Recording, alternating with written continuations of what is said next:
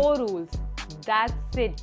That is what is required for you to plan your retirement. But what are these 4 rules? Let's find out. Rule number 1, rule of 30. This rule simply states that you should have 30 times your annual expenses set aside as your savings before you retire. For example, your annual expenses are 10 lakh. Then you need to have 3 CR set aside before you retire. The 3 CR then becomes your safety net to which you can fall back on in case of an emergency. Rule number 2, the 4% rule. This rule simply states that you can withdraw 4% from your retirement corpus every year without hurting your future prospects of living. For example, your retirement corpus is 4 CR, then you can withdraw 16 lakhs every year comfortable. Rule number 3, the 50-30-20 rule, which simply states that out of the money that you receive every month, you should keep aside 50% of it for needs, 30% of it for wants,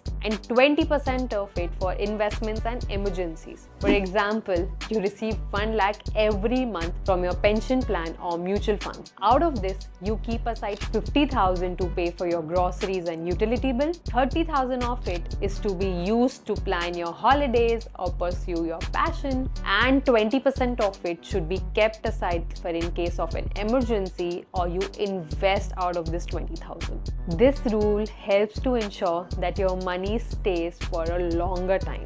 Rule number 4, the 1/3 rule.